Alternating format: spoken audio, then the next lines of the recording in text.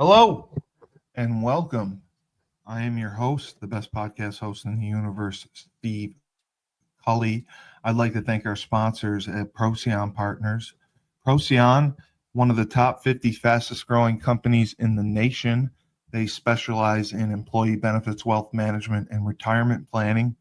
President Sean Rabinowitz, proud supporter of our podcast network and everything we do. Green Street Trust International, owned and operated by Rennell Jump and UConn legendary men's basketball player Jake Voskuhl. They specialize in tax plans for businesses large or small. They will save you money or get you a big fat return on your taxes. To schedule your free strategic tax planning session today, go to www.greenstreettrust.com. Pete Finch and the Finch Law Firm is located in Bridgeport, Connecticut. If you've suffered any type of personal injury, slip and fall, a car accident, your mother-in-law ran you over with her car, your wife got angry one night and decided to stab you, the Finch Firm is for you. Pete has won legal battles all across the state of Connecticut. He will go to war to get every dollar you deserve in compensation. You just have to remember, in a pinch, call Finch or go to his website, thefinchfirm.com.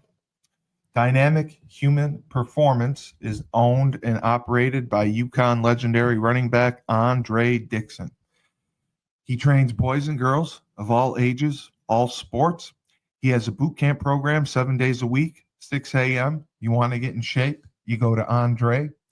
He has an athletic development program where he trains boys and girls in the sport of their choice from the ground up, helps them reach their full potential, be the best they can possibly be. Andre has sent boys and girls to college on scholarship for all different types of sports. To work with the best, he has a 5,000 square foot state-of-the-art facility in Hartford, Connecticut.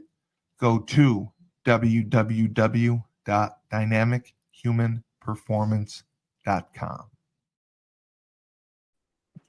All right.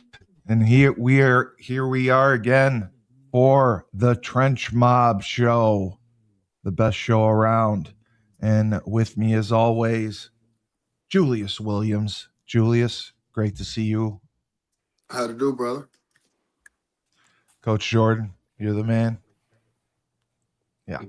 And special guest, we have Mr. Lewis Kidd, Coach Kidd, joining us from Minnesota, part of the Minnesota workout that we saw a couple weeks ago. Thank you for being part of this. Oh yeah, thank you. Appreciate you guys having me. Excited to be here tonight. Yeah, you guys. I saw the film. You got some real talent up there, and it's great that the 5v5 is expanding, the trench mobs expanding, and it's all good for linemen. We get to have some fun now. 100%, man. It's all about bringing the light to these guys. So super excited to be a part of something special and get this thing rolling. We're excited to compete. So you've known Julius for quite some time, I understand. Yes, sir. We've known each other for the better half of the year, I would say, and honestly, we just both have a similar work ethic and a similar mentality when it comes to helping these kids. And through our mutual connection to Nehemiah and Ko Quay, one of our coaches, we've kind of just hit it off, and we kind of hit the ground running and really started something special here. Do you coach high school as well, or anything like that? No, I'm not tied to one specific school. I'm the director of football operations for a gym in the cities called Training House. It's connected to Twin City Orthopedics.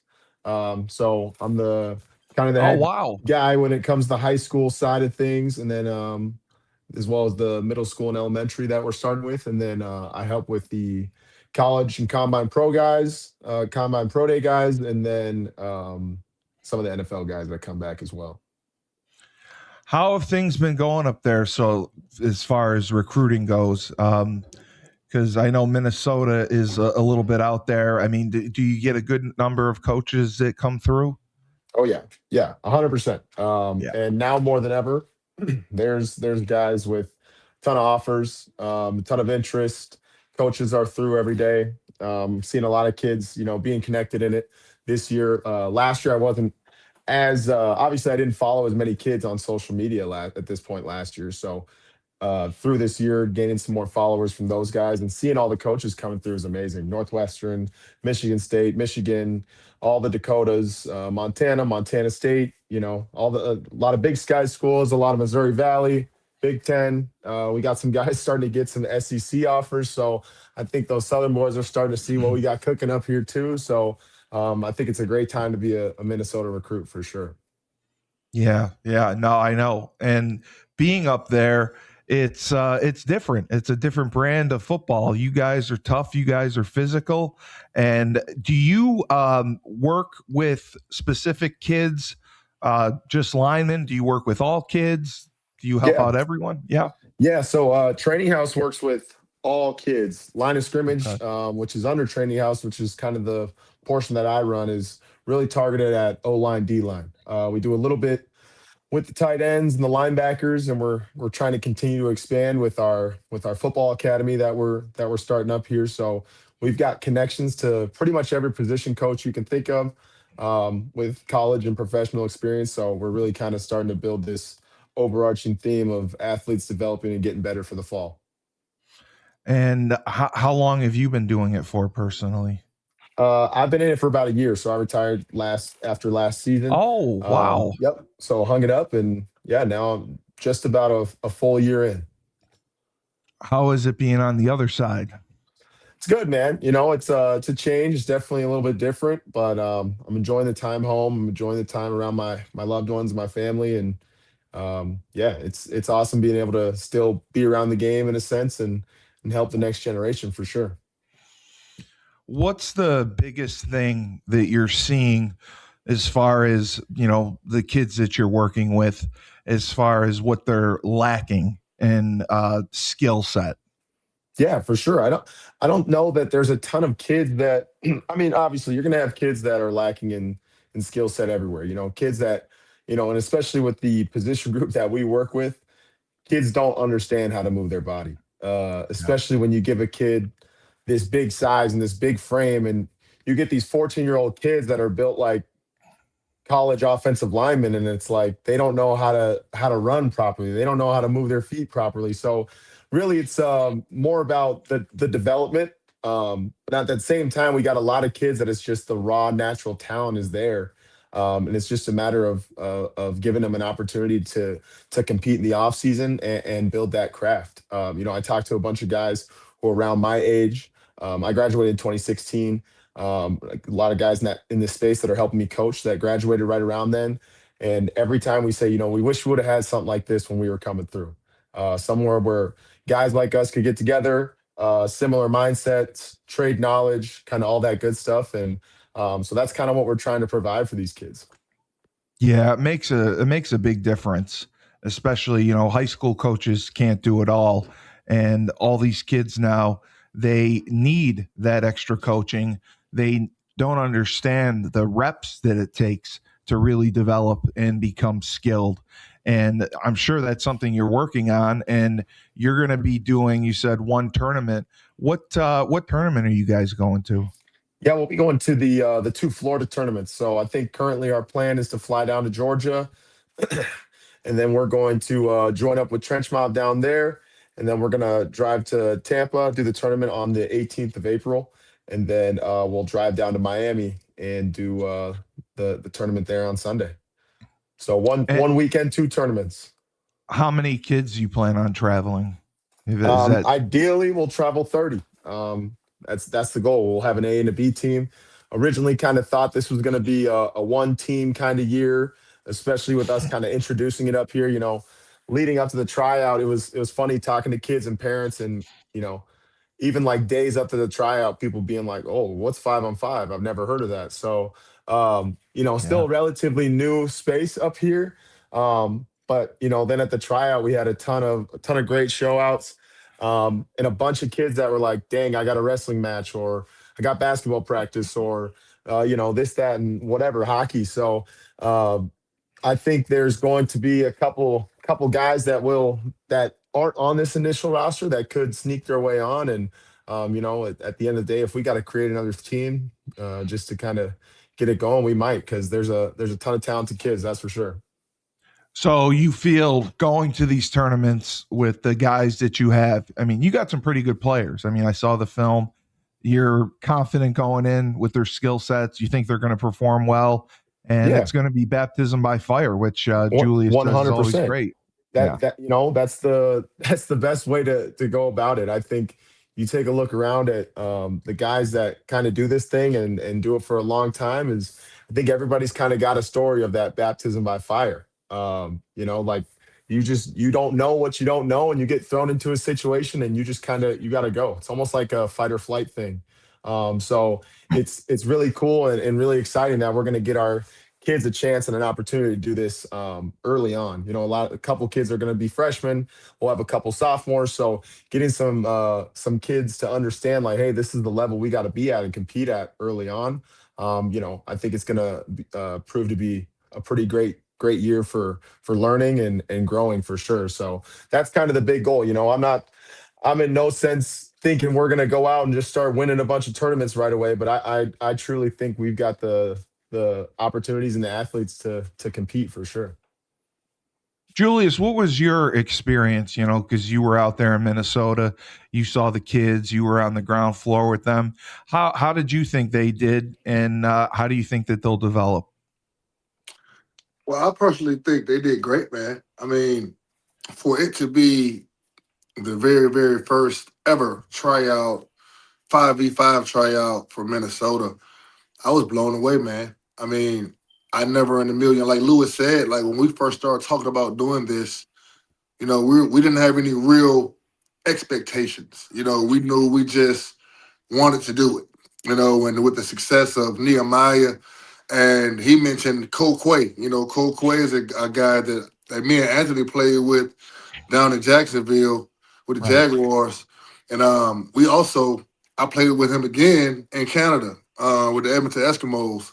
So Cole's a guy who I spent a few years with and have known for a while. And, my buddy of mine started a healthcare in Minnesota, Dennis. So I was going back and forth to Minnesota anyway, building this healthcare business. Reached out to Cole. We were like, hey, man, let's get this going.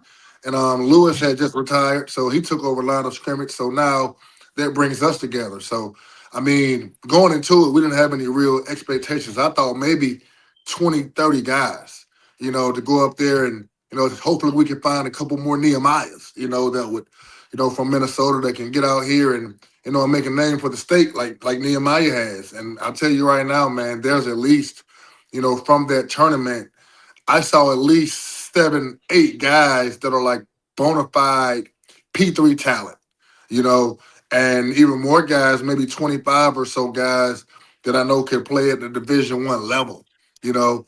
Um, and it's crazy, man, because since I've been gone from Minnesota now almost 2 weeks, and I'm still getting messages from kids asking, like me and Lewis were on the phone yesterday saying, hey, man, we got to do another tryout or another event or something because there's so many kids saying that, hey, I couldn't make it because of wrestling practice, because of basketball practice, because of, this or that. Or a lot of kids just didn't know that it was going to be as exciting as it looked on social media. And shout out to Prep Red Zone and and the rest of the media platforms from Minnesota that came out and made it an even better event. I was just excited, leaving that event as I was leaving the Trench Mob, Georgia event.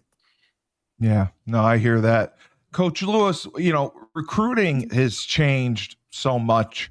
I mean, you're obviously younger than Julius and myself. What would you say the biggest misconception that you see as far as, dealing with parents and having to educate parents what they know, what they don't know, what they need to know? Yeah, for sure. It's funny. I talk to parents all the time, and I would say there's a lot less parents who say they know, who are confident. I think back in the day, you have, oh, well, I know exactly what's going on. I think parents are starting to recognize that this is a landscape that is constantly changing. And no amount of parental advice, unfortunately, is going to make a difference. You know what I mean? There's too many things to navigate at this point where, unfortunately, and fortunately, I guess, kids are getting a lot of money, but unfortunately, they've kind of got to deal with those repercussions and the consequences that come with those contracts. And so, we've got some agents that come to the gym and kind of help us out and help us navigate that space. But I think the biggest misconception for parents is probably just, he's just in the gym working out. It's like he's doing what he needs to do. And it's like, okay, that's great. But like, it's funny, you get athletes that are like, okay, I really want to play college football. And it's like, okay, what year are you? It's like, okay, next year's my senior year. It's like, okay, well, when do you want to start Yeah. working? I want to start working right away. And then it's like, okay, well, let's go. And then it's like, but I have lacrosse or I have golf Right. or I have track. And I'm like, okay, that's awesome. And like, my old coach, when I first started to do this, he's a great coach here in Minnesota, Coach Jeff Ferguson, won a bunch of state championships. I kind of use him as a little bit of a guidebook and a little bit of a, a mentor in this. And I was like, what do you think about me doing this?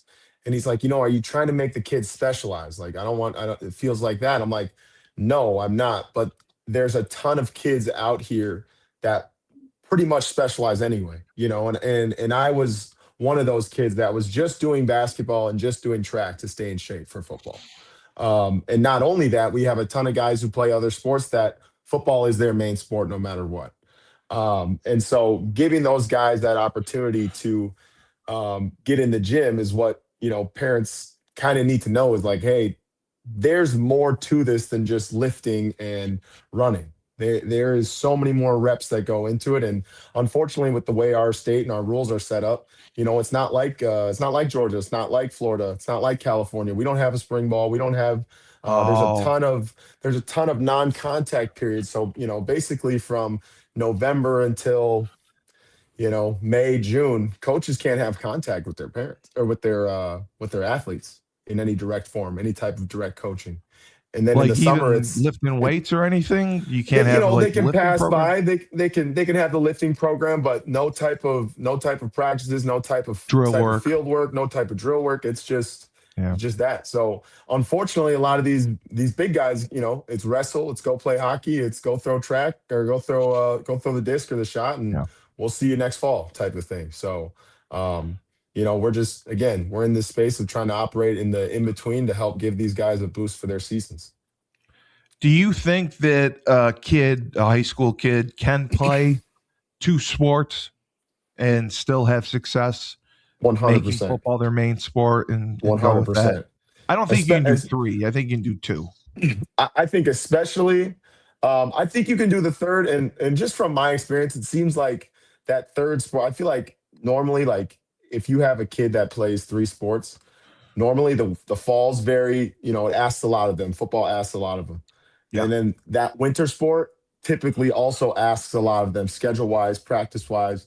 But I feel like once you start getting into the spring sports, they're a little bit more, I've always felt that spring Yeah. sports are a little bit more lax. School's ending.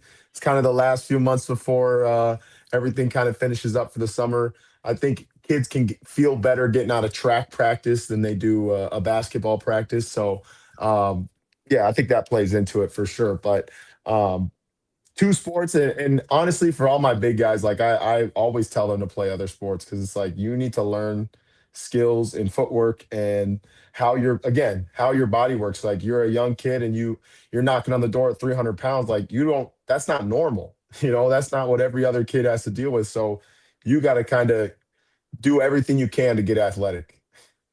Yeah. And it develops other muscle groups, muscles you don't work. 100%. And it is a challenge. Football is so demanding, but the other thing I say, there's more opportunity in football than any other sport at the collegiate level. 100%. Whether it's Division I, Division II. You got 85 scholarships, and it's going to be more. They're cutting down the roster limit, but even with the finances now, it's so lucrative. You can't ignore that, and it's good to see that they're putting into it. 100%. Coach Jordan, what are your thoughts on Minnesota getting involved, having a team, going to a tournament, and seeing what they do? I love it. I mean, when you think about 5v5 and you think about the main states, you think about California, you think about Florida, you think about Utah, you think about Georgia. And not even necessarily Georgia, because there's literally only 2 teams in Georgia, which is us and AIE, and Top Flight down in Valdosta. I was wrong, Julius. But with Minnesota coming in, it gives them a new little venture on what's another way to get recruited, what's another way to get the big dudes out there and show them what they can do. Because no disrespect, Lewis, I know you live in Minnesota. Minnesota is not one of those states that you go to and you say, okay, I want that kid there. I want this kid here because of those rules. No spring ball, no type of weightlifting things and all that. That can be a real downfall. But then you look at kids like Nehemiah, you look at kids like Bo, who's going to be good. And then there was another kid that Julius brought up last week who had a Miami offer. Those type of kids are rare to come in the state of Minnesota. So for them to come on the road and basically do what Nehemiah did last year and put on for Minnesota, for it to be a whole team to go against kids from California, Florida, Utah, Detroit, Pittsburgh, I think it's a good feeling, especially when there's no type of spring ball, when there's no type of spring activity. It gives the big dude something to say, okay, I can't put on helmet and shoulder pads, but I can still thud up and still do what I have to do. So I'm with it. I'm all for it. I've met Lewis one time. This is my first time meeting him. He seems like a good dude. Coach Julius has nothing but good things to say about him.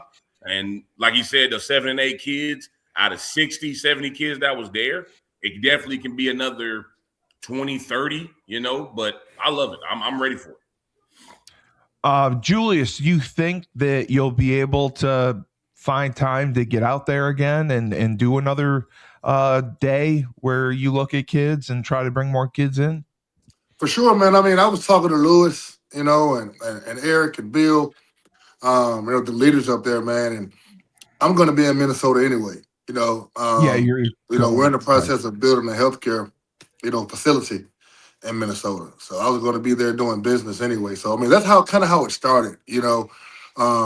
Like I said, my former teammate Cole Quake, like, hey man, I'm up here at least once every month or 2 months, building this healthcare business. Hey man, I would love to work with some D linemen when I'm here. I love to see what you guys are doing, over at line of scrimmage. Before I even know what training house was, I was already following line of scrimmage because a good friend of mine, Cole Quay, was doing it. And I just pretty much saw them as the trench mob of Minnesota, for what they were doing, man. So I always wanted to get connected with them. Me and Lewis were talking about doing another event soon.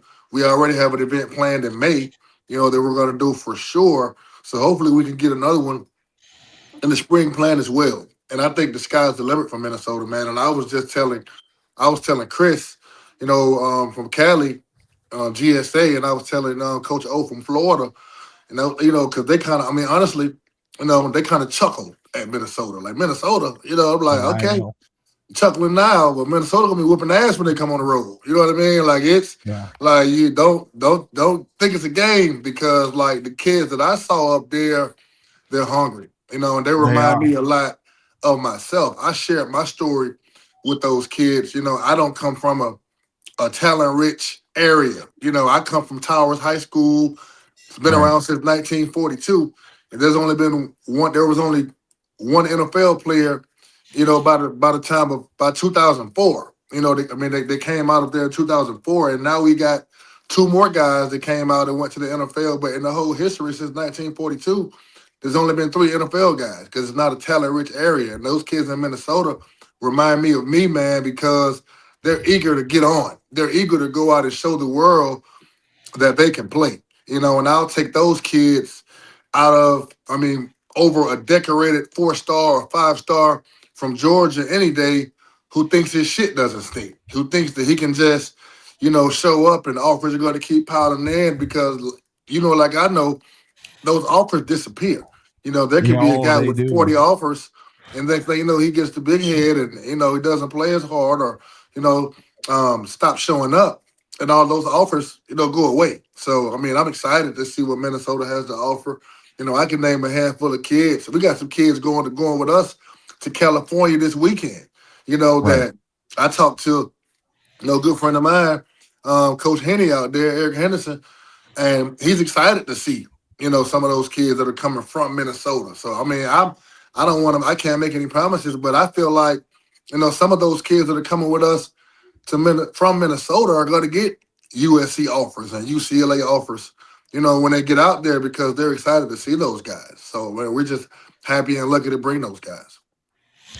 All right, we are going to start watching some of the film that we got sent.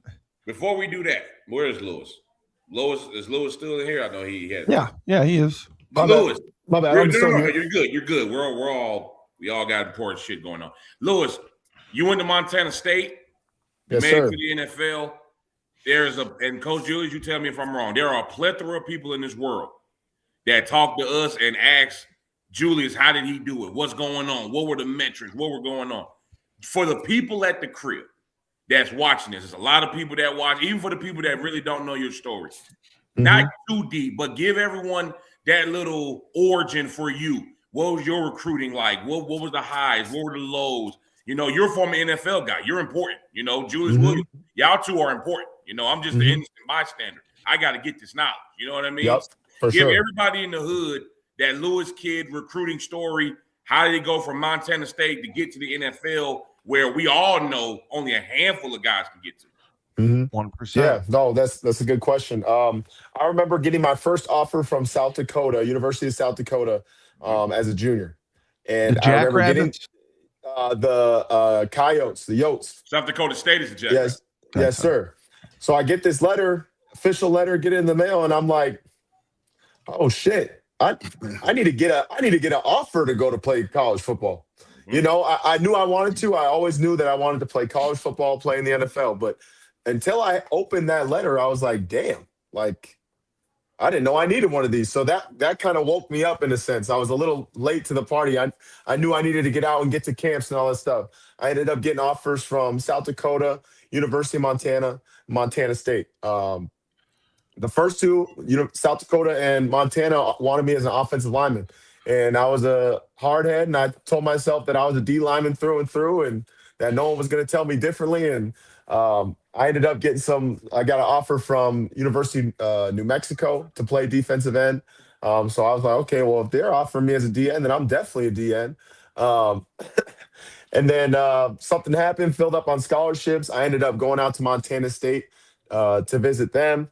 And funny enough, the guy who recruited me to Montana State, he was at the University of Montana. So he brought me out to Montana first, sold me on that. I was about to commit there. And then he flipped to the rivals, Montana State.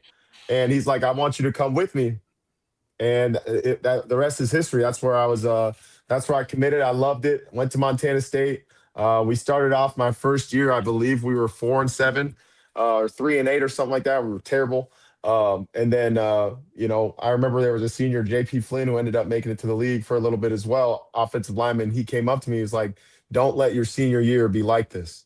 And I just remembered like those words like shook in my head as a freshman. It was after like one of our last games and they had just lost senior day or something like that. And we were all at dinner and he said it to us and our families. And we were like, dang, like we kind of gotta go here. I don't want to walk out of this school like that. No. So, me and luckily my roommates and the people that I surrounded myself with, we put our heads down and we worked. We got extra work.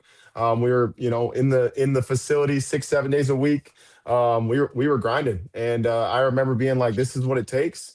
And I always knew I had that goal. So my parents always had said, like, if you don't get it done in the classroom, we're gonna pull you out of school. So I kind of always had that ingrained in me as well. And then, I made a lot of sacrifices. I didn't party, I didn't drink, I didn't smoke, I didn't do any of that stuff. And there was opportunities to do it, obviously. And there was, times where it was like, that's easy. I could go do that. But, making those sacrifices and not going out, and, even in college, not really going out, being the guy that was around at 2 a.m. to give rides to teammates and make sure that everybody got home safe and taking care of my brothers. Like that was the role I kind of assumed. And through all that, God's blessing and a lot of hard work and just, dedication to it, I was able to kind of climb the ranks and do what I needed to do in college. And then, was able to do my brief stint in the league. And that was awesome. It was amazing. It was a dream come true. Obviously, a goal that I had set for myself since, I could remember since I was a kindergartner, telling kids that I was Yeah. going to play in the NFL, and kids laughing at me and teachers laughing at me, and yeah, yeah, yeah. And, I was finally feeling. doing it was amazing, man. And, never had anything against those people, because it is a crazy goal. And I tell people all the time, it's like, you got to be crazy to play this game, and to be that dedicated to it. And I think the best guys in this game are the craziest. So, it was very cool. It was an awesome experience.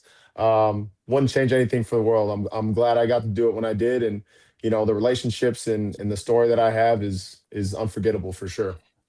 Yeah, and the impact that you're going to have on kids, that is going to be most rewarding. Now 100%. that you're in the coaching sector, when you Yes, see the sir. impact you have on kids, when you see the kids that you're working with go off and play in college, at big programs, it's really going to be rewarding. So, Steve, he said Yes, sir. something very important. I know we're pulling the film up. And Lewis, if you got to jump off at any time, man, just let us know. I know your time is Yep. valuable as we get into the film. But the thing is, man, he said something very keen. And the thing I want to say is the best football players don't make it to the NFL. Oh, You know, I mean, there's so many guys that I played with in high school or played against in high school that were amazing at this game. There's so many guys that I played with at UConn and against at UConn that you're like, I know that guy's going to be a first round draft pick. I know that guy's going to play in the league for a long time. But it's the most focused and determined guys. It's the guys that are willing to handle business. The kids in high school, they go P3. It's the kids that are thinking about football, but they're also thinking about clearinghouse. They're also thinking about having a 3.5 GPA. They're also thinking about not being a knucklehead. He said something also came about, just think about the selfless attitude that he had. He said he was around at 2 in the morning, giving guys yeah, to give kids rides. You know he'd what I be mean? picking me up You at know, Huskies. yeah, man, and that reminds me, man, I can remember my freshman year, man. I tell this story a lot, but I was walking home from a party and I saw Darren Orlowski throwing up, and I'm thinking that he was drunk, Running the coming from a party, stadiums. but he was actually running stadium stairs, where everybody else was out partying. He was running stadium stairs and throwing, and so bad that he was throwing up at 2 in the morning. And that's why he played 13, 14 years in the NFL. You know what I mean? Yeah, So, absolutely. so if a kid is watching, if a parent is watching, it's such bigger than just being a good football player or being tall and big and fast. Right. It's about the intangibles, the thing that you're The doing attitude. off the field, off the court. Like you said, having the right attitude, making good grades, being focused, because that focus is going to carry you a lot longer, a lot further than your talent. yep. Yeah. And remember, Yeah. no matter where you go, they gonna come get It you. doesn't. My That's dog the went to biggest thing. Montana State. Julius went to Exactly.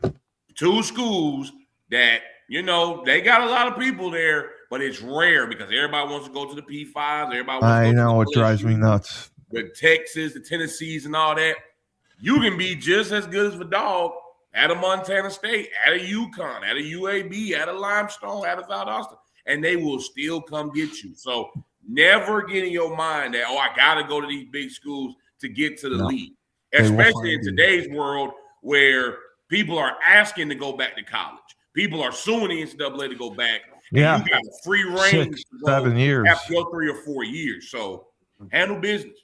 Yeah, man, don't just chase the names, man. A lot of these kids are chasing these names, and I they know, know, it's driving me they're nuts. not equipped to play that kind of ball, or they got to transfer down anyway. So Right. you'll go to Georgia and then end up at a UConn or a Montana State, or a Valdosta State, because you were just chasing those big names and you weren't prepared, So anybody, I mean, vice versa. I mean, most of the guys from UGA, that become stars, a lot of those guys are walk-ons.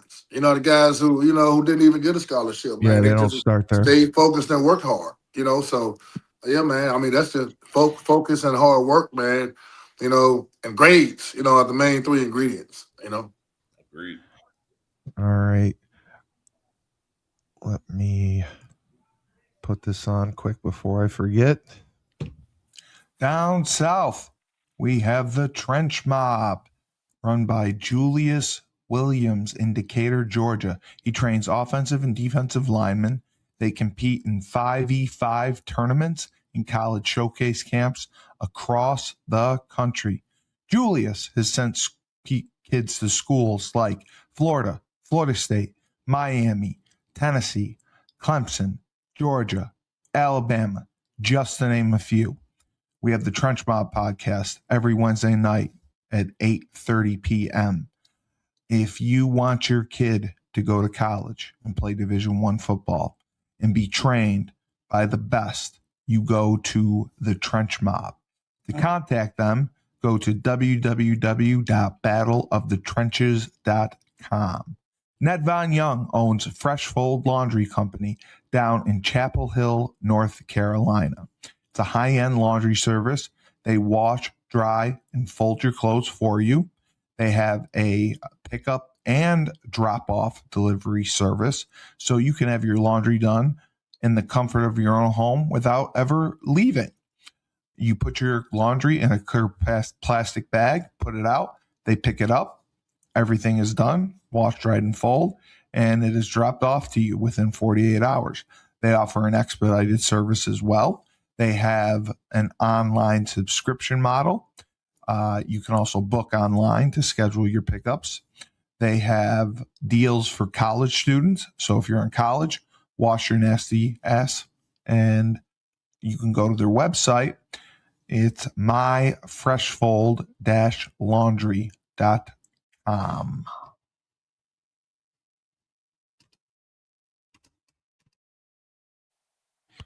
All right, Julius, correct the website.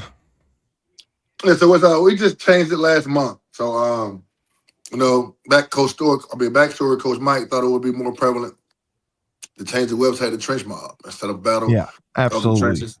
So we changed it to trenchmobfootball.com. So if you're at home, you can type that in and go look at the beautiful job that Mike has done, created. Yes. And I will make sure to record a different ad. All right.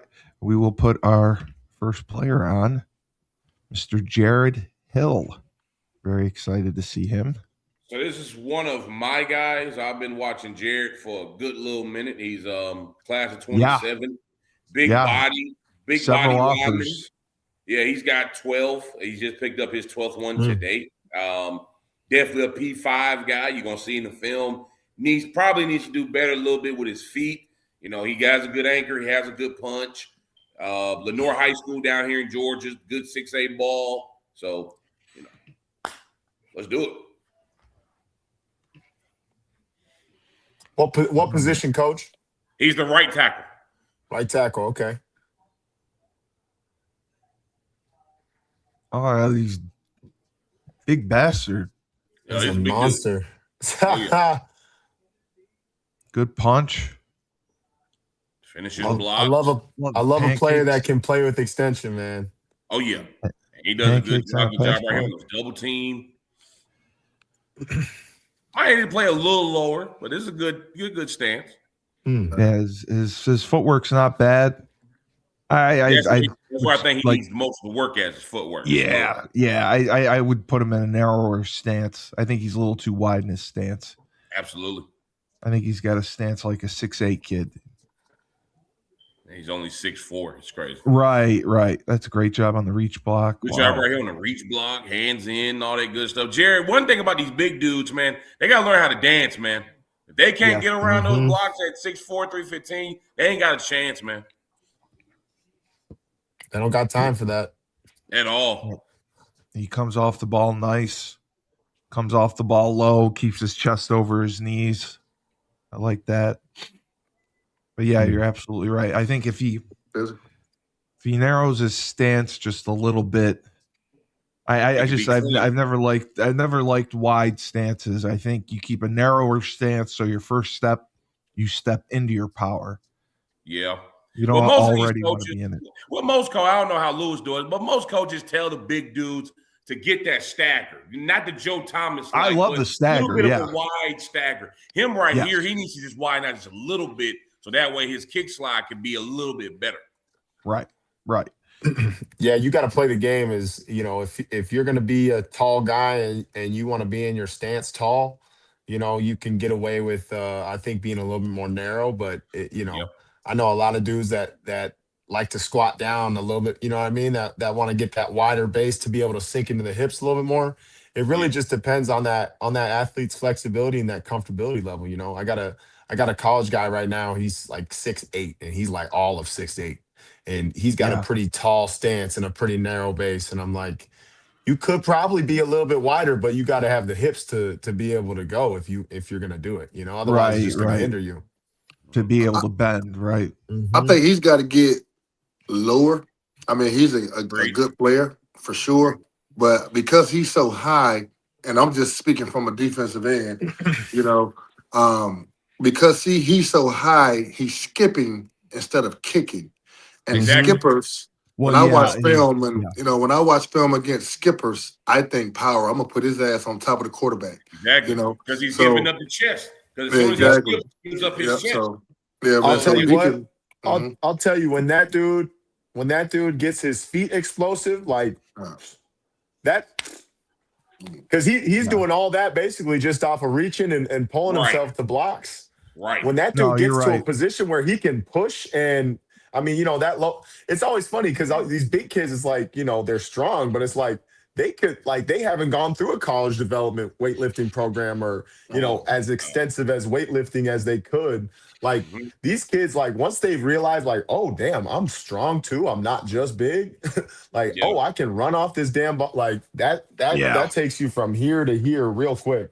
And I He think kind of he's in reminds that- me. I think he's in Go that ahead, I'm stance sorry. because he knows when he gets to the next level, he's a guard and Mhm. he's a tackle because he's there. But I think he knows that wherever school he goes to, he's playing guard. So Yep, He for reminds me sure. of like a CFL tackle, man. Like when I was in the CFL, we had to be a yard off the ball. So a lot of Yes, it was those so tackles, nice.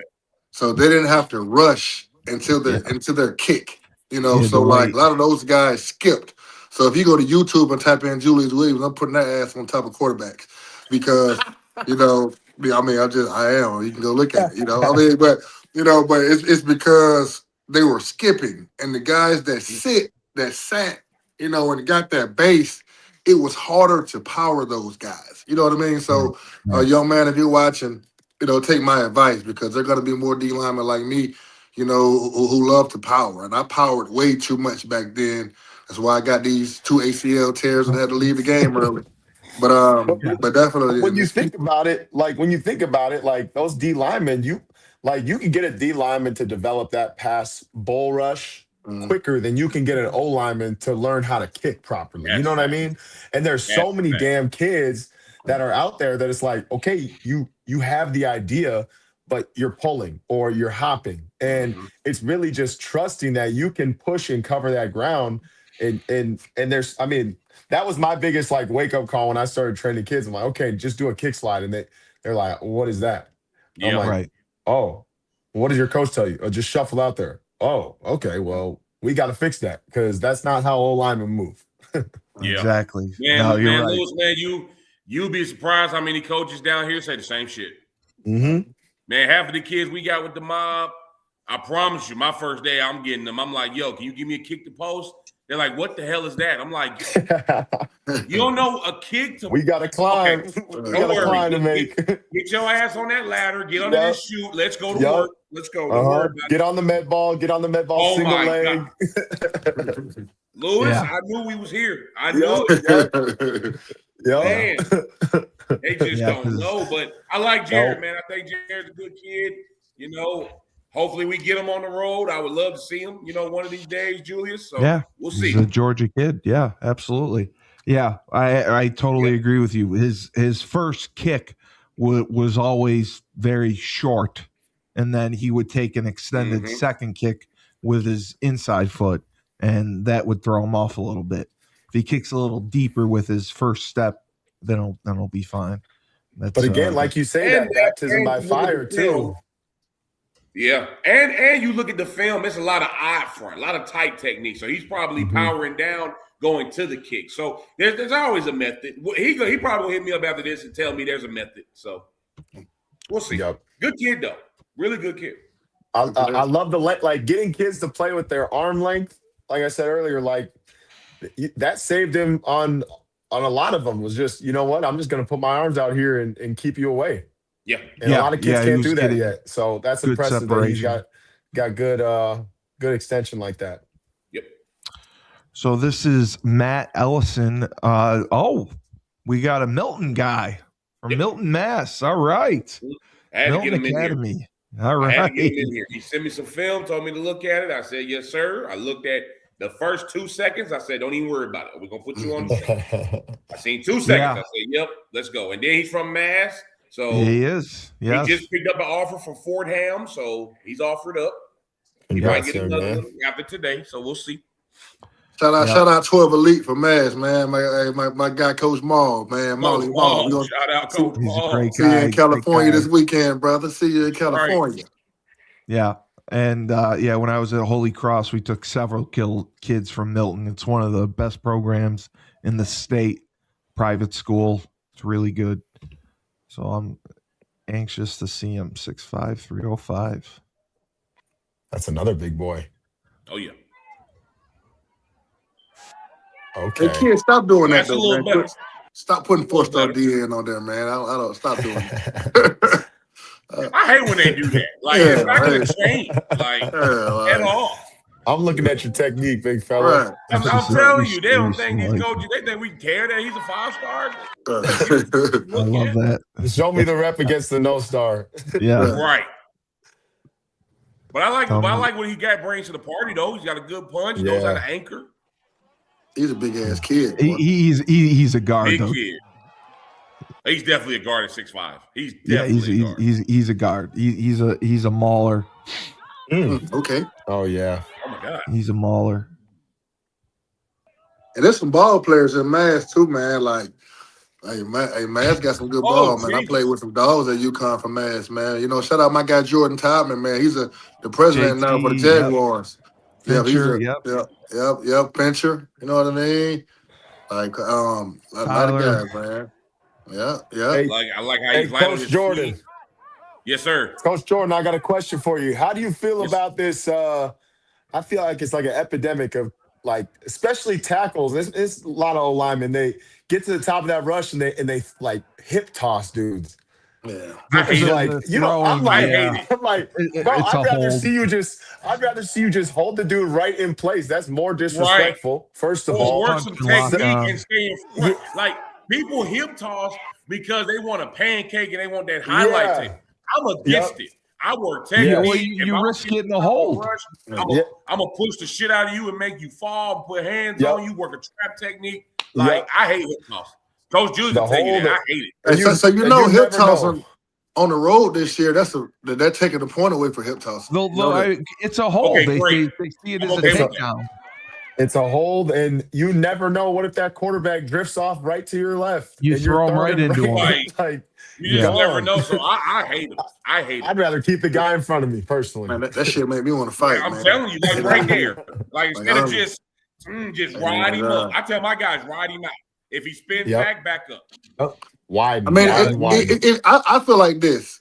I feel like if you get me, you get me.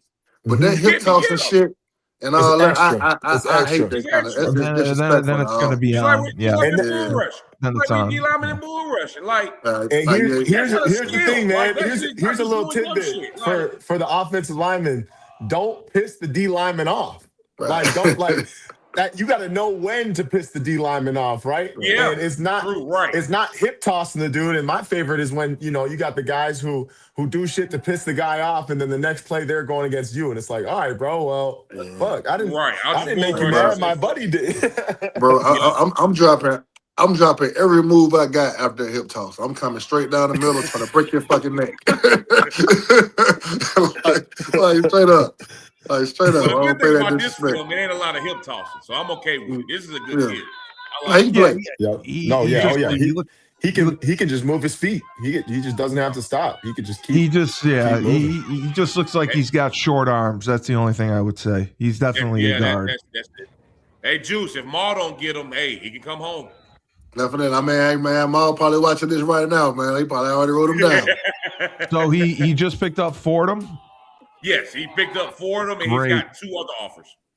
That's Man, awesome. they got a hell of a left tackle, man. The Asian kid, William Lee, man. Oh, He, yeah. he, Oh, he, big, he's, he, he- big yeah, he's Yao starting. Ming. Yeah, he's starting to heat up, man. I saw him getting a couple offers today, man. He's heating up. He's 27. Yeah. Look, man, if you watching this, young man, you got good feet, good hands, you're a good player, come holler at us. Come get some Yeah, Very man. good player. Very good. Yeah, Very man. good. Go see Coach Maul, man. Coach Maul, man. Coach, 12 Elite. Go holler. We'll love to see you on the road, big fella, for sure. Oh, yeah. Good Oh, yeah. awareness. We'll definitely keep up with you, for sure. I got to send him tomorrow. Does a nice job on the counter. Very athletic, shows the athletic ability to pull. And This it's is the so- film. This is an offensive lineman highlight tape. First Yeah, couple 'cause plays are good. You throw in some runs. Yeah, it's 6 minutes long, but you got the pass pro and the But you knockdown. show it all. You got that out the way. Coaches can see, okay, he's a little light on his feet, this and that. We can work with that, or we can't work with that. Is this, that, and the fifth? Okay, you get to the next play, he's knocking dudes down. This is how offensive lineman Reach highlight block, takes you. yeah. Got Yeah, the reach 'cause- block, and it's 'cause- all at the end. You got all the crazy stuff at the end, and it's way more pass pro because that's what coaches want to see. So this is good 'cause thing. It's all pass heavy league, and Yep. you see him pull nicely on counter. He does a nice job on his double teams. His awareness that was on nice right pass there. blocking is great. That redirection Where was nice he's right there. he's always looking for work, Yeah. which I like. Always looking for work. He's got better feet than I thought. I mean, when the film first started, does. He does. now like this part of the film, like he's got a real smooth kick set, man. Yeah. The only thing that hurts him, I think, is he's got shorter arms. Yeah, that's it. Yeah, you can see it in his set because he's here. Instead of being most linemen, we're out here. You can see the T-Rex arms. They already out here with it. But he's using it good. He's using it real good. And he does a nice job of keeping his base. He doesn't get too wide. Mm-hmm. No, he's definitely a guard. I agree with you, Cully. He's definitely a guard, but he is kicking some ass attack. Oh yeah. He's gonna be just fine. And look at that vertical set to the 9 technique. That's my God. Hey, we got to send him to Bomber, man. Shout out my guy Bomber, man. Matt Applebaum, O-line coach at BC, man. Oh yeah. He'll call you back in 2028. Right. We'll get him to call you back in 2028. Hey, man, he's busy, man. He's busy. He's not that busy. No, that was good film, man. That was good look, man. Good kids. Great kids. I liked him. Yeah, I liked him a lot. He's got a lot of potential. Let me go to my notes real quick. Make sure. All right. We'll put on Liam next. Yeah, man. Liam's a guy from Minnesota, and I think we lost. I think we lost Lewis. But yeah, man. I mean, he's a guy. So Liam is coming with us to California this weekend. Okay. So for sure, man. So I'm anxious to see him. He really impressed us at the tryout. I really I liked this film. Mm-hmm. It was short, but it was pretty good, and I was surprised to see he was a freshman. But this is like, yeah, it says he's a freshman. Oh my God! Unless I read it wrong, I thought it said he was a freshman.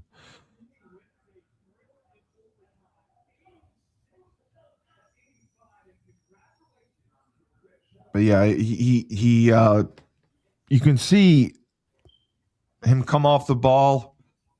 I believe he's 27. I don't think he's a freshman. Okay. He's 26? I think he's 27. Oh, 27. Oh, that's even good. 6'4". I could be wrong. I think he's 27 though. All you gotta do is go up. 27, 3.4, 6'4", 260. Yeah. Okay.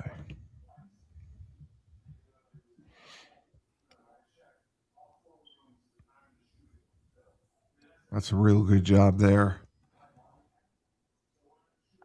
But this is another one, like, I think his stance is a little too wide. This is a deep copy, so I can't see. I can't really see it. Here we go. I don't think that's too wide. Oh no, that's not. No, he's fine there. He's definitely cheating it though. I could tell it was a run. Yeah. He's sitting heavy. Yeah, Sitting sure. heavy. We call that sitting heavy Yes. back then.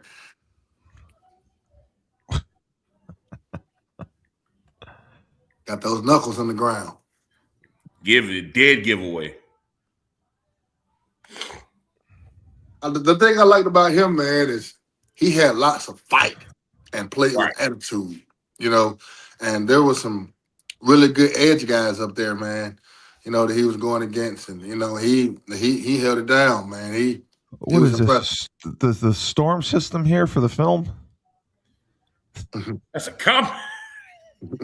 It's a compass. That's a compass. Mike, That is you're funny. hired. Mike, you got to make his film. Right. That's Yeah. funny. Hey, this is good though. This is good work. I like what I'm seeing. I like what I'm seeing. Like, he can Yeah, play, man. man. I think he's going to fit in with our guys, too, man, because I'm telling you, like, he kind of, you know, he has that attitude, man, where he's not afraid. You know what I mean? And, I mean, You're I like absolutely right, though. You Yeah. can. He does telegraph run pass. Yeah. Mm-hmm. He gives it away. It's a dead giveaway. He's sitting light, he's sitting heavy. He's getting comfortable. Like, He's look doing at his his job. stance. Look at that left foot. Look at that stagger Right. compared to the right. He tightens it up a little bit in the run. Yeah. Hey, look at this. Look at this. Look at that base. It's And good jump though. Good jump set. yeah, very good, very good. Oh, he plays defense too. Oh, both ways type of guy. Now, Julius, is he been offered yet? So, to Was be this the honest with you, guy? I saw one guy you gave me had 12 offers. yeah, I'm Maybe- sorry. I mean, to be honest with you, I'm not sure what his current recruiting situation is. Okay. I didn't look that deep into him yet, but he's going to be offered soon coming with us. I promise you that. Yeah, I got his. No, I have the other guy's Twitter. The other guy, Jamar Thompson. He was the one who was just offered by Rutgers, Virginia Tech. Yeah, this is the guy you gave me with 12 offers. This is the guy I watched earlier. But okay, this is the one that says his freshman regular season. Okay, that's why I got confused. All right, I'll put him up. Freshman with 12 offers. I no, I mean, don't think this kid. I think it says freshman regular season, but maybe it's a different Old highlight tape. Yeah, I can check. I can check back. No, but this kid Jamar, man, he's a kid that's actually on Coach O's team, Coach Jordan. So he's we're going to go against him in California. And Coach O sent me his profile, you know, because we were trying to get a list in to go to USC and go to UCLA. Okay. And I just happened to take a look at his film, man, and hey, and he's a defensive tackle. I'll tell you that much. When you look up P3 defensive tackle, you know, in the dictionary, and then you go on YouTube and ask for examples. You know, he's a great one. You know, Dude. Definitely on a good team. Go down, Color. I'll. He's got a sophomore I just film. seen his junior tape. I've seen something that says junior tape right there. Oh, Go up a little bit. Right there. there Jamar we go. Thompson, full junior. Got it. He's a junior now, and he got almost every offer in the goddamn book. I know exactly. That's why we pay you the big bucks. Yeah. Yeah, he's a good kid. But it's he's crazy. a dog, man. Well, it's crazy because his teammate was the defensive player of the year, and he's going to Liberty. And he the one with the offer. Wow. It's crazy. But West Boca has a good team. Shout out West Boca. They gave us hell last year in that championship. Oh yeah, sure Shout out did. West Boca, man. West Boca the real deal, man. West Boca was almost winning championships, winning 5v5 tournaments with their regular O-line and D-line. not even guys they put together. I wonder if they give us the star ratings of the guy he's playing against. Mm-hmm. Oh, jeez. Nah, he's quick. So he's a big dude. Real quick. He's playing 3 and he's playing a shade. Wow. He's a dog, man. I mean, that's why he's got offers. I mean, they're so tough to find. 3 techniques and shades. The guy like that, Jesus. My God. This dude's a trained killer. Oh yeah, he like that. I watched him earlier, and I just was I didn't watch this film. I watched his freshman film, and I thought he was great. Now it's like, wow. This same kid that went against Drake when we was in Florida. Yeah. Him and Drake was battling. Man, yeah, this might be one of the best D tackles we see this year in 5v5. You know, he the real deal, man. I'm looking forward to going against him in Cali, man. You know, definitely. For our young guys, our centers and guards, and you know, looking forward for the opportunity to face this challenge, man. These are the type of guys that help us make a name for ourselves. So, yeah, you know, I just definitely wanted to highlight them. I know when we get out there Sunday, man, you know, we're gonna be ops, but you know, Coach O, man, Coach O is a great guy, man. One of my mentors in 5v5, one of the guys who brought me into 5v5, you know, way back in the day, man. So, you know, shout out Coach O, shout out Stars mentoring, man, and you know, looking forward to seeing you guys in California. This is one of their best players for sure. Yeah, no, for sure. This guy's unbelievable. I seen him in the thread. I said, "Nah, I know Julius didn't just finesse something. I know for a fact he did. Hold on now." He the real deal, man. He can play. He can really play. Yeah. He's what you call rough and rugged. This is Florida too, so yeah, Florida ball too. You know? Yeah, man. Whatever they're doing over there at West Boca, man, they need to keep doing it. You know, for sure. Now, do they play like IMG or anything like that, or they? I don't think they do, but they played somebody from out of state this year. I know for a fact they did. I know they won the championship last year, and they won it this year. They won it this year too. Okay, I didn't know they won it this year too, but yeah, they got some. They got some ball players. Yeah, Westbrook got some dudes. Yeah, geez, he's got an agent and everything. Jesus, Minnesota offered him. Wow. He's got Notre Dame. He's got some Michigan, Oklahoma, and it's crazy. Michigan, Ohio State, motherfucker. When he was at 5v5, Julius, they told me he only had 3 offers. 3-4 offers. Somebody told me that. And then right after that tournament, I think he did one more tournament, and he ended up going crazy. That's what happens in 5v5, man. You know, get your name out there, man. That's what 5v5 is, man. Like, so many people criticize 5v5. But like I was telling a parent earlier, right? A parent that's a kid that's not going with us to California. And she was like, I don't understand why you guys would pick up and take these kids all the way to California when you can do football stuff right here in Georgia, right here in Florida, right in Florida, right in Alabama. And I told her, like, I can't believe you kept your cool. Yeah, and I'm just like, you can do football. Like, there's a rivals camp in Georgia this weekend. Yeah. And nothing against rivals, but you're not going to get the attention that you're going to get. A lot against rivals. Yeah, going to California and going against 5-stars and 4-star talent. Like, this is pretty much a clash, a meeting and clash of the Titans. That's why we go to California, because I was telling, I'll give you my cheat code. I was talking to a couple guys the other night, and they were saying that, hey, man, why we got to go all the way to California? And it's like, California's going to have about 25 teams out there. There's going to be lots of 5-stars, lots of 4-stars, tons of media. We're going to take guys with us. Well, they just don't want to travel, or they just. I mean, because it's expensive. I mean, it's $500 to get a plane ticket to go to California. Well, well, like your hotels in California, you know, it's going to be $150 a night. When you sign your NIL deal, you won't be complaining. Exactly. Jesus, so, but like, this is the trip. This is going to be the biggest and most prevalent trip that we're going to take this year. We're going to take a lot of great trips. You know, we're looking forward to going to Pennsylvania and Ohio and Miami and Massachusetts and, you know, Chicago. We're looking forward to going to all those places.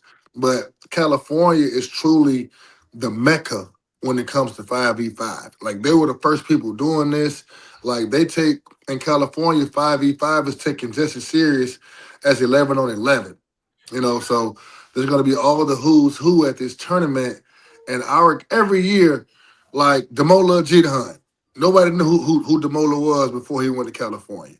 You know, Zayden Walters, you know, had a few offers. He went to California and blew up. Lost. Kanan Edwards, went to California with no offers, got about 20 when he left.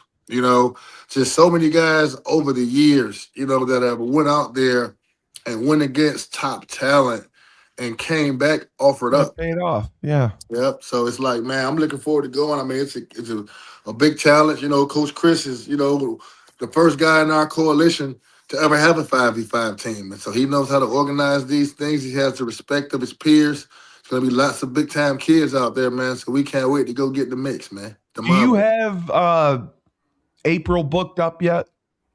Yeah, so April, we got Ohio, I believe it's April the 5th. And then we got Orlando, April 17th. Then we got Miami, April 18th. And then our tournament is April 26th here in Georgia. Okay. So we only got 1 week off in April. So in March, we're pretty booked up in March. We're going to Pennsylvania. We got one in Atlanta that next week. And then we got another Atlanta group, Hustle Inc. is having a tournament. So we'll probably show up at that because we'll just be so fresh. We just got to go, All right. Let me play this last video and ask you. Finally, we have James Whitfield of Luther James Insurance. For the last 3 years, James has dedicated himself to the art of financial services. He specializes in life insurance and insurance policies. He will save you money, make you a boatload of money, and do so tax-free. He also specializes in retirement planning because we know the stress that goes into thinking about retirement. How much am I going to need? For how long? Do we have enough? Because fear of the unknown is real. To contact James, go to www.lutherjamesinsurance.com. So Julius, we were talking, 10,000 or whatever kids were in the portal, 3,000 or so got signed. There's 8,000 without a home and hoping injuries happen and miracles happen and they get picked up. They tried to go back to their old schools. They wouldn't take them or they didn't have spots for them. It's just, everything that's going on in the portal. I just wanted to get your thoughts. The situation at Duke where, Menza, the quarterback, had made his commitment, signed his revenue sharing agreement, and then at the 11th hour decides to go into the transfer portal. What were your thoughts there? So to be honest with you, I wasn't familiar with that, but it's I'm not surprised, because these days, but these kids have no loyalty, No.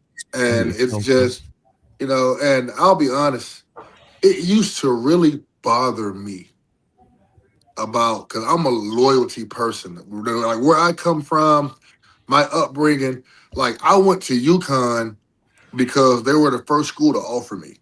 You know what I mean? And I got late offers, and I'm like, I'm not switching sides on UConn because they were recruiting me and offering me before anyone else.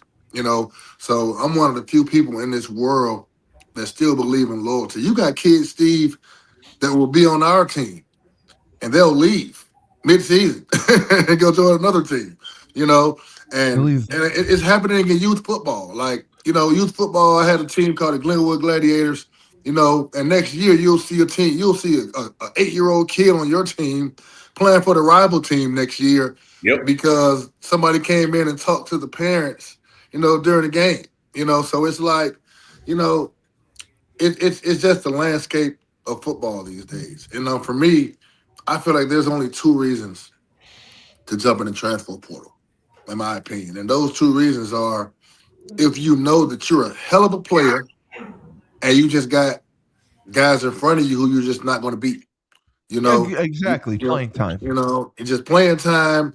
Or if you're at a smaller school and people are telling you, hey, man, I spoke to this coach at this school. He told me that if you go and get in the portal, he's going to come get you and he's going to pay you. Those are the only 2 reasons that I feel like guys should get in the transfer portal.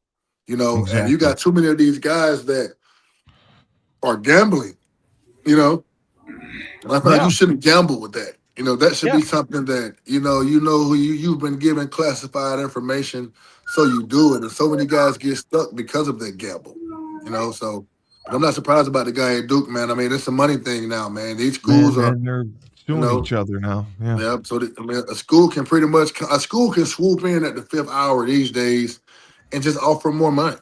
And that's what happens, And the guys look. Man, I saw a funny skit. I can't remember who it was from, but he had a guy giving a speech at the end of the season, basically saying, "Hey, man, next year is going to be our year. I can't wait to lock in with y'all boys this all season and go back and do this and do this." And then after practice, he had him on the phone with somebody saying that he was getting in the transfer portal and he was coming to the next school. And one of his teammates showed up like, "Hey, man, what happened to all that? What happened to that speech out there?" He was like, "Oh, man, that was just for the camera." You know what I mean? Like, I'm transferred, man. Good luck to y'all. You know what I mean? That's the world we live in, man. I mean, like I spoke on myself. Like, there's guys that I've trained, since they've been high school or even middle school, and then you'll look up and you'll see them training with somebody else. You know what I mean? And that used to really bother me. You can't take it. A lot of these guys are guys you train for free, and then you'll see them training with somebody else and they're paying them. You know what I mean? And so it's like, you did all the work. Yeah, man, you did all the work to groom them and get them there just for somebody else to just stand in the picture with them and say, "Look at this guy that I trained. He's a great player now." You know what I mean? So, but I'm used to it now, man. Like, it doesn't even bother me. Like, when I see things like that, I'm just like, okay. But most of the time, it's the parent, though, Steve. It's the upbringing. I know it's the guidance around them. I know. They're kids. I mean, when I was their age, the subway sign off of I-84, we ripped it out of the ground and threw it through the subway window. So, I mean, I know doing stupid things like kids. See, when I was at Towers High School, Steve, I didn't like going to media day. I went to media day since 10th grade, 11th grade, a senior. Yeah. I went to media day because I was one of the best players on my team, and I hated going to media day because it was full of coaches that were trying to persuade me to leave Towers. And I had so much loyalty to Towers High School. We didn't have shit. You understand? Like, we barely had a weight room, anything like that. Right? But we built our own locker room from wood, from extra wood that my coach had. You know what I mean? Like, it was that bad. But I loved my teammates. I loved my coaches. I loved my community. And you just don't have that these days. You got these guys who will transfer in a heartbeat. Mm-hmm. No. Jordan, the other situation was Clemson. Dabo Swinney, they take the transfer linebacker from Cal. He comes in, he gets the apartment, the car, the revenue sharing agreement. He's taking class, training with the team. Ole Miss tampering with him, calling him, texting him, and he notifies him, and they ask him several times, "Are you going to go? Do you want to stay? Do you want to stay?" He keeps saying, yes, I'm staying. Then last Friday, he leaves. That blew me away. Yep. And, they even called the general manager at Ole Miss, and they said, "Hey, listen, this is going on. Stop fucking with our kids." They fucking. Yeah. And it's just like, well, and the GM said, "Well, Coach Golding's going to do what Coach Golding does." And Swinney was the first one to file official tampering charges for the transfer portal. Everyone complains about it, but nobody's filed official charges. I don't know what they're going to do about it. But, I mean, in reality, if you're going to go in the portal, you have to make a decision probably by October, November. Mm-hmm. You have your agent. You have a third party reaching out. You have visits set. So when January 2nd hits, the NCAA made a huge fuck up by making it 15 days and starting at January 2nd. It's a mad scramble. UConn brought in 64 new guys.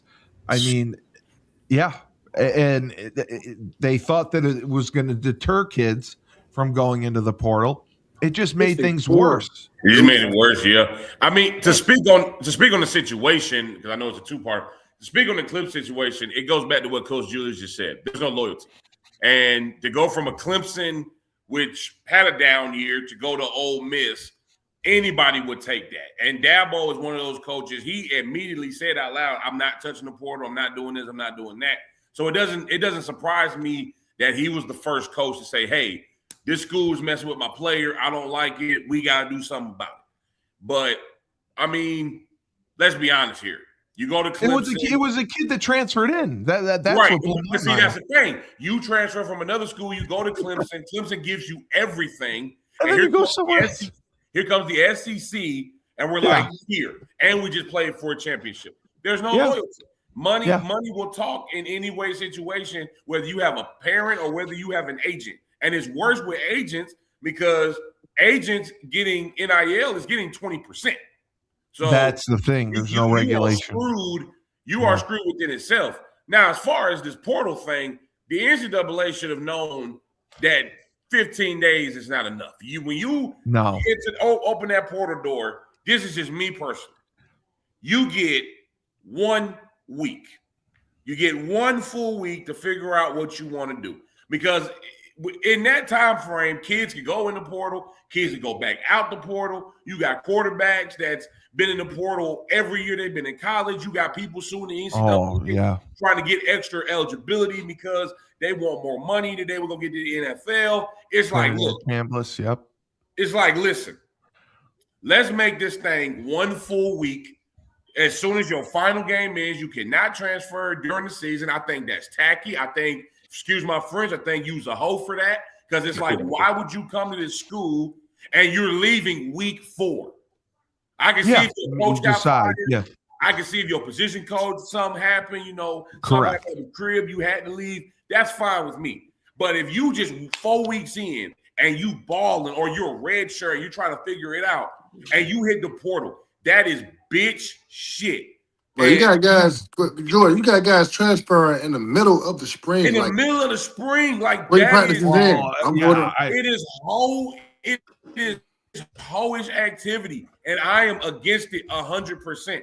I'm all for the portal. Don't get me wrong. You want to transfer, but to do it week 4, middle of the spring, 2 practices, 3 practices in, no, you don't transfer until your final game. Whether you go to the national championship or whether you go 0-12.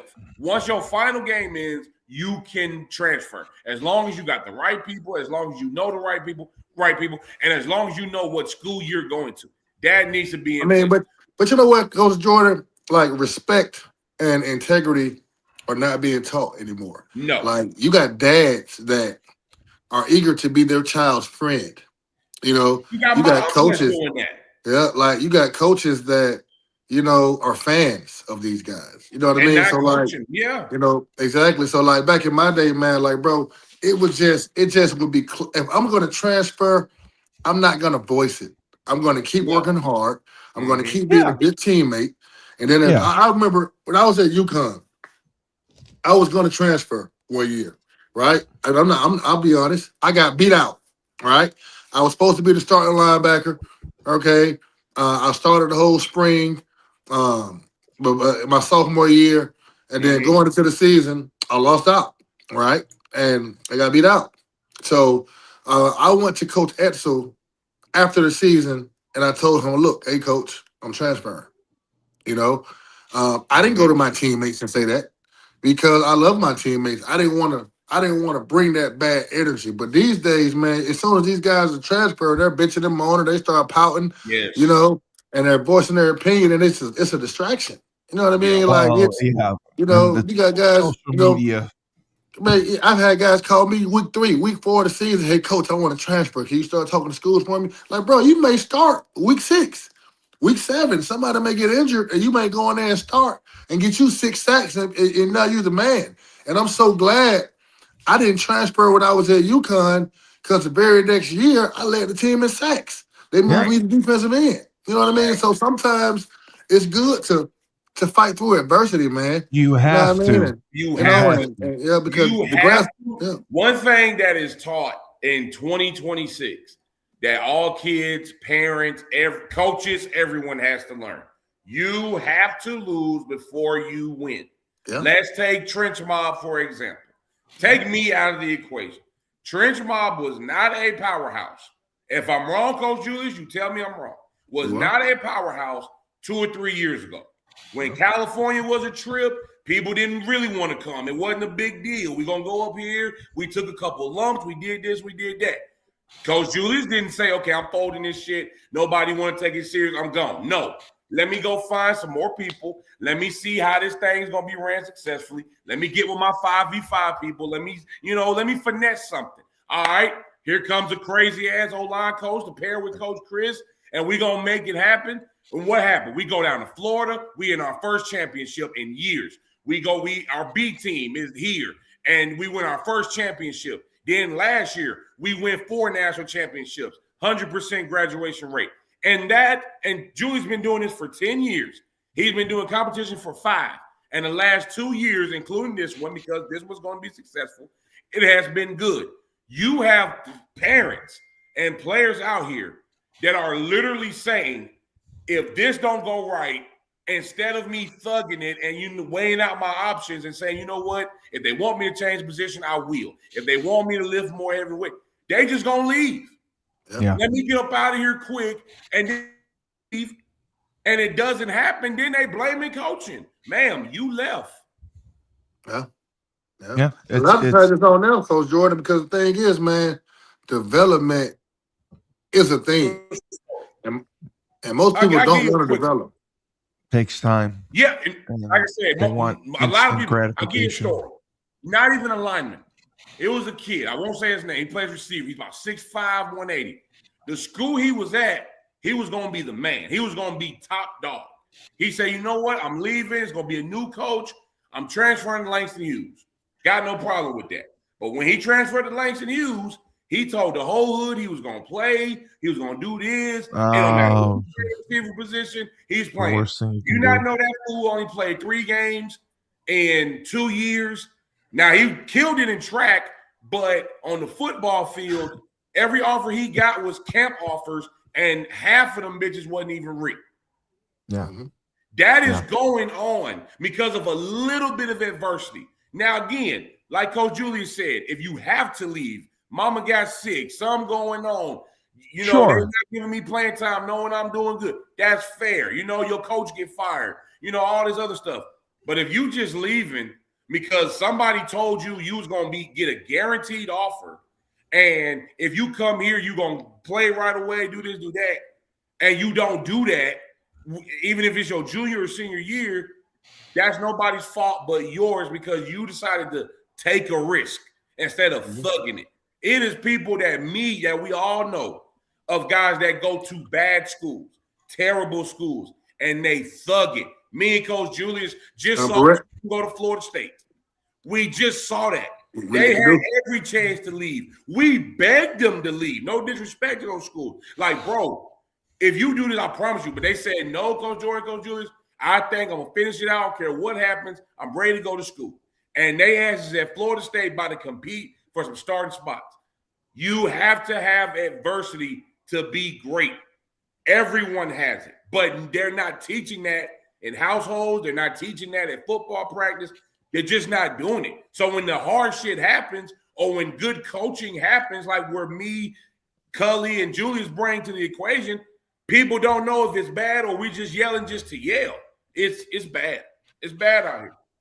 Cully, No, I agree with you. Yeah. Cully, it took me 2 years to learn UConn's campus, to even learn. Oh, I used to get lost as a senior. Where I was going. So can you imagine some of these guys, they're only staying at these universities for 3 months. They don't even know how to get around. Like, they don't need, like, bro, I was talking to a kid earlier. He's been at the school for a year, and I asked him about another kid. He's been at the school for 2 years. I'm sorry. I asked him about another kid that was his teammate. He didn't even know his teammate. He didn't even realize that kid that I was speaking about was on his team. Because it's that me mentality. It's the me. It's not even about the team. It's not even about getting to know your teammates. It's not about brotherhood anymore. It's not No. about, I'll go to bat for these guys. I'll go to war with my guys. It's about what's in it for me. And I get it. It's like the NFL. They're paying guys money now, right? But at the same time, I just miss that, man. I just miss, I do too. that team-oriented feel. Like, I just miss I'm not going to leave my guys. There were guys at UConn that I played with.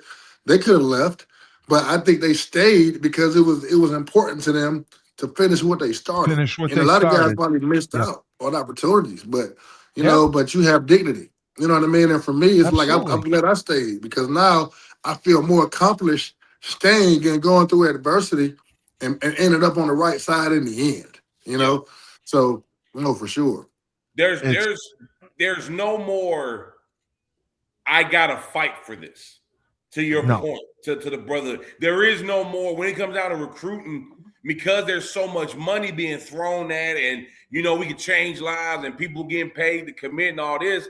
To your point, Julius, it's like I might as well get mine and call it a day. Like, and again, everybody up here is not against kids transferring or NIL or any of that. If you're going to transfer, make it a great decision. What we are saying is have a reason and have a plan to do it. And if you have adversity, just fight. If you are a 3-year starter at a school and you pick your senior year, we have all seen that. It has happened for the good. It has happened in bad situations. And you're in your senior year and you're choosing to dip. Give me a clean reason. Coach, my coach got fired. I want to be close to my mom. I got to get out of certain states because they don't have spring ball. That is fine. But if I hear, I'm leaving because, my AAU coach over there told me I could get Virginia to my first day there, and your ass don't get Virginia, then whose fault that is? No, I agree with you.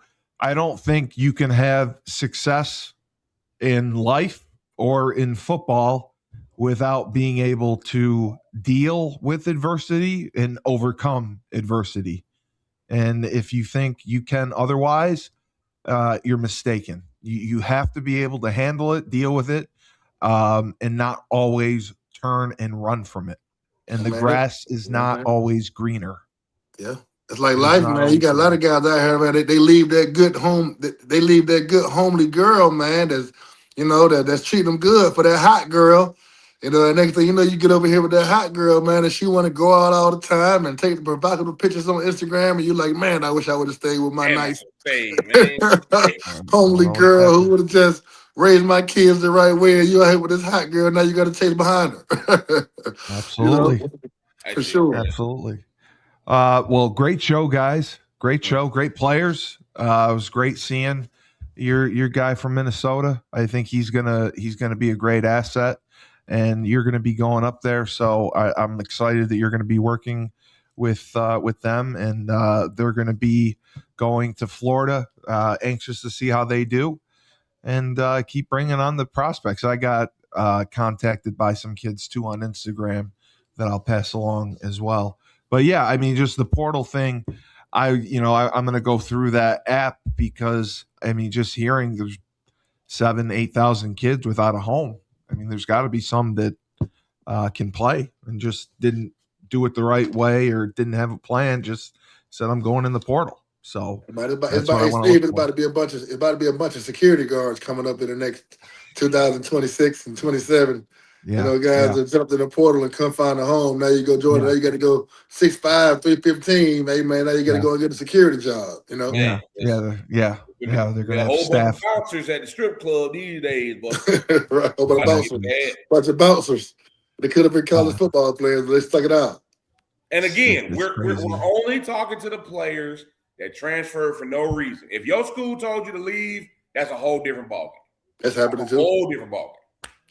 That's happening too. Yeah, but I think that a lot of kids just got bad guidance, and whether it was from the agent, they have to put some certification on the NIL representatives. Oh my God, Steve, that's a whole nother show right there, Steve. That's a whole nother show. Like, you know how many fucking dads are NIL agents now? They all are. They all think they can. Because it's like I watch my son go to school, so now I can represent all these other kids. Yeah, now. I can negotiate contracts. I can do this. I can do that. I got my kids a couple of offers. I got some relationships with coaches now. Now I'm going to be. I got my law degree on Twitter, so I know that's what I always say. Oh shit! Yeah, man. All right, man. well, it's bad, man. It's bad. Great show, guys. I appreciate it. We will talk soon. For Julius Williams, Coach Jordan, the Trench Mob, I'm Steve Cully, the best podcast host in the universe. Remember, when life gives you lemons, don't make lemonade. Take 2 oranges and go to California. Let's do it. Yes, sir.